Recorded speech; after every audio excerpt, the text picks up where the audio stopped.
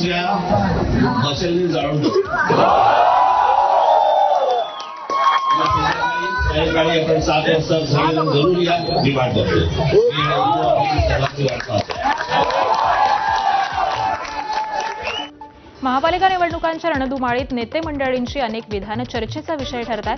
याच दरम्यान ABP माझाच्या coffee with Kaushik या खास पॉडकास्टमध्ये उद्धव ठाकरेंनी मुख्यमंत्री फडणवीसांविषयी असंच एक मोठं विधान केलं. खरा मित्र तोच असतो जो चुका दाखवून देतो, असं सांगत उद्धव ठाकरेंनी मुख्यमंत्री देवेंद्र फडणवीस यांच्याशी अजूनही आपली मैत्री ही कायम असल्याचं सूचक विधान केलंय. कॉफी विथ कौशिक या पॉडकास्टमध्ये उद्धव ठाकरेंना फडणवीसांसोबतच्या मैत्रीबद्दल प्रश्न विचारण्यात आला. त्यावेळी मैत्रीला भूतकाळ कशाला म्हणता, असा सवाल उद्धव ठाकरेंनी केला आणि खऱ्या मित्रासारखं फडणवीसांच्या चुका दाखवत राहणार असंही स्पष्ट केलं. गेल्या 3-4 दिवसात जवळजवळ 3 वेळेला राज ठाकरे किंवा फडणवीस यांनी म्हटले की राज माझे मित्र आहेत आणि आम्ही मित्र आहोत. अशा पद्धतीचं हे काय सिग्नल देऊ पाहतात? ती एक म्हण आहे, धोकेबाज मित्रापेक्षा दिलदार शत्रू बरा.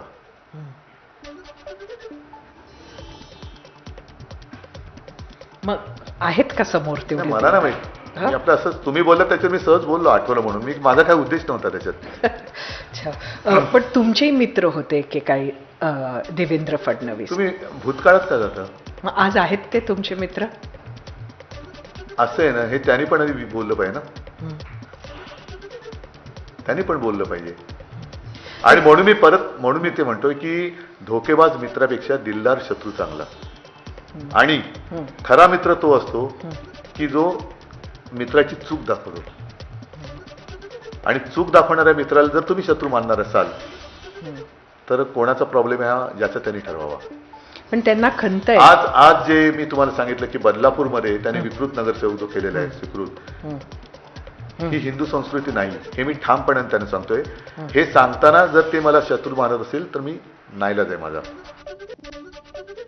अकोल्यात मंत्री चंद्रशेखर बावनकुळेंनी भाजपच्या उमेदवारांसाठी 2 प्रचारसभा घेतल्या. दोन्ही प्रचारसभेत मतदारांना भाजपला मतदान करण्याचं आवाहन केलंय. तर विरोधक मुंबईला महाराष्ट्रापासून तोडण्याचा डाव असल्याचं वक्तव्य केवळ पराभव दिसतो तेव्हाच करतात, असा टोलाही बावनकुळेंनी लगावलाय. उद्धवजी तेच सांगतात, जेव्हा निवडणुकीमध्ये पराभव दिसतो तेव्हा उद्धवजी म्हणतील मुंबई महाराष्ट्रातून तोडणार आहे. कुणाची हिंमत आहे मुंबई तोडायची? कुणाची हिंमत आहे मुंबईला महाराष्ट्रातून तोडायची? खऱ्या अर्थाने कुणाचीच हिंमत नाही आहे. मुंबई महाराष्ट्राचं अविभाज्य अंग आहे आणि चंद्र सूर्य आहे तोपर्यंत मुंबई महाराष्ट्राची राहणार आहे.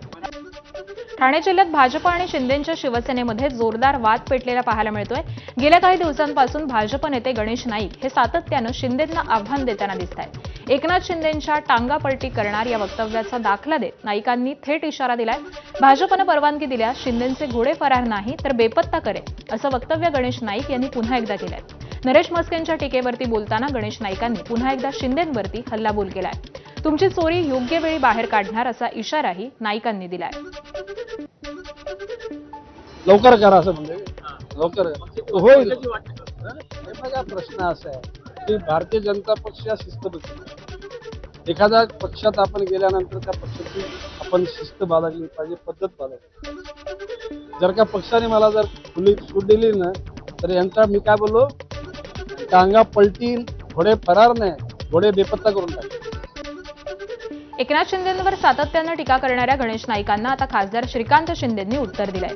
काही लोकांवरती स्वतःचं अस्तित्व दाखवण्याची वेळ येते, त्यामुळे अशी वक्तव्य करतात, असं श्रीकांत शिंदे म्हणाले. तर वय वाढलं की थोड्या समस्या येतात असं म्हणत श्रीकांत शिंदेंनी नाईकांना टोलाही लगावलाय. हमरी तुमरी कोणाकडून होते? शिंदे साहेबांकडून नाही होत, आमच्याकडून कधीच होत नाही. आम्ही कधीच युतीच्या विरोधामध्ये किंवा युतीच्या कुठल्या नेत्याच्या विरोधामध्ये एकही स्टेटमेंट केले. शिंदे साहेब तर विरोधकांच्या विरोधामध्ये पण बोलत नाही. तेही तिथे सांगतात की टीकेला टीकेतून उत्तर देत नाही, ते कामातून उत्तर देतात. कोणीही कितीच्या खालच्या दर्जावरती जरी शिंदे साहेबांवरती भाष्य केलं तरी शिंदे साहेब जे त्याच्याकडे दुर्लक्ष करतात. आतापर्यंत 3 वर्ष टीका टिप्पणी करतच राहिलेत लोक. काय झालं त्याच्यातून लोकांनी मॅन्डेट जे आहे शिवसेनेला दिलंच ना. आता बघा, काही लोकांना इम्पॉर्टन्स, काही लोकांना स्वतःचं अस्तित्व दाखवून देण्याची वेळ कधी कधी येते. का मी बघा काय करतो करून. मला वाटतं त्याच्यामध्ये शिंदे साहेब कधीच पडत नाही. एका शब्दाने देखील आजपर्यंत जे शिंदे साहेबांवरती टीका करतात त्यांना परत उलट म्हणजे उत्तर देण्याच्या भानगडीमध्ये शिंदेसाहेब पडले नाही. तर मला वाटतं ज्यांना बोलायचं त्यांना बोलत राहू दे. आम्ही समजू शकतो की वय वाढलं की थोडे प्रॉब्लेम होतात. म्हणजे तर नाईकांच्या वक्तव्यानंतर शिंदेंच्या शिवसेनेकडून देखील उत्तर आलंय. शिवसेना नेते शंभूराज देसाई यांनीही नाईकांना थेट टांगापलटी करण्याचा इशारा दिलाय. त्यामुळे ठाण्यामध्ये भाजप आणि शिवसेनेतील संघर्ष हा आणखी चिघळण्याची शक्यता आहे. शिंदे साहेबांचा टांगापलटी करायच्या गोष्टी लांब राहिल्या. गणेश नाईक साहेबांना म्हणावं, आम्ही जे कार्यकर्ते आहोत शिंदे साहेबांचे, त्यांचा टांगा आधी पलटी करून दाखवा. आम्ही सुद्धा शांत आहे, म्हणजे आम्ही महायुतीत आहे म्हणून शांत आहे. आम्हाला जर शिंदे साहेबांनी आदेश दिला तर साहेब राहू देत बाजूला, साहेबांचा ह्याच्याशी काय संबंध नाही.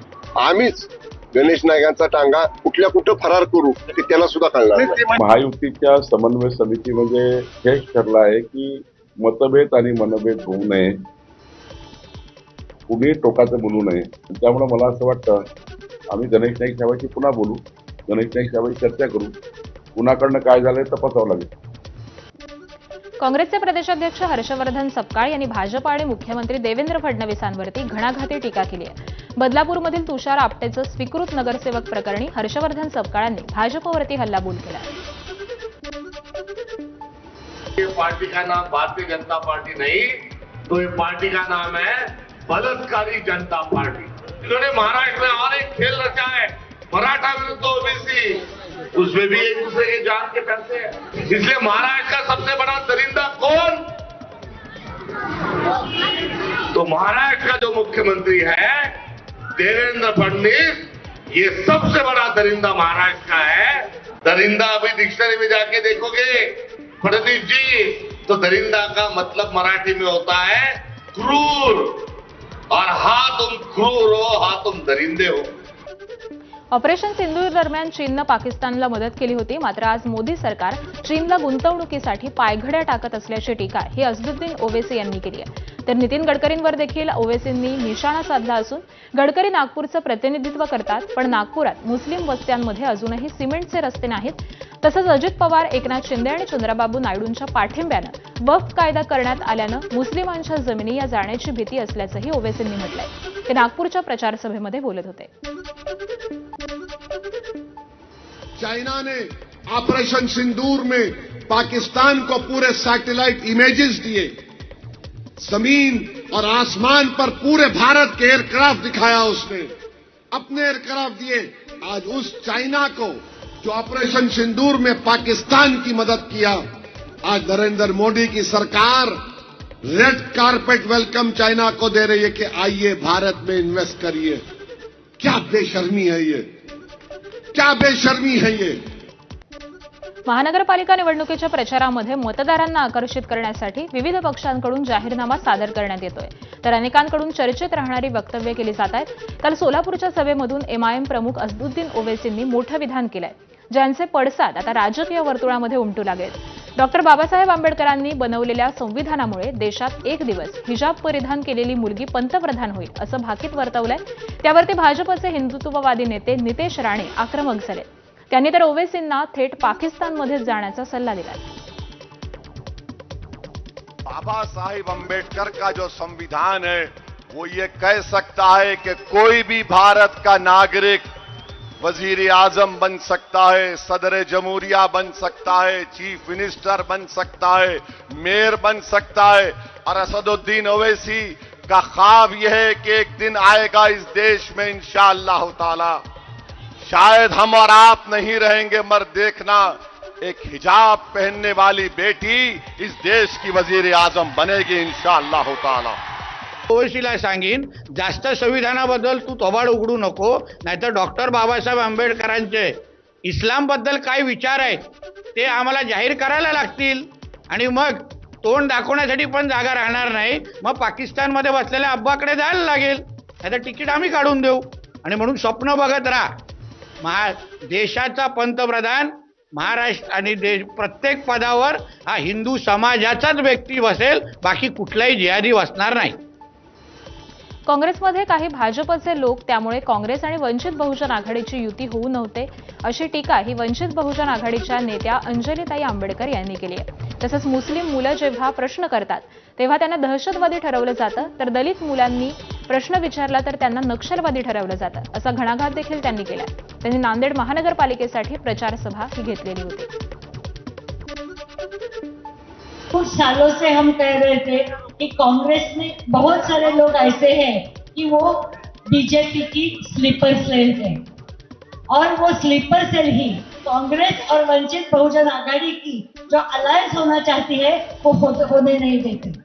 स्लीपर सेल के लोग जैसे ही कांग्रेस छोड़ के भाजपा में चले गए, उसी में कांग्रेस और वंचित बहुजन आघाड़ी का अलायंस का एक रास्ता खुला हो गया और दोनों पार्टी अब साथ आई है.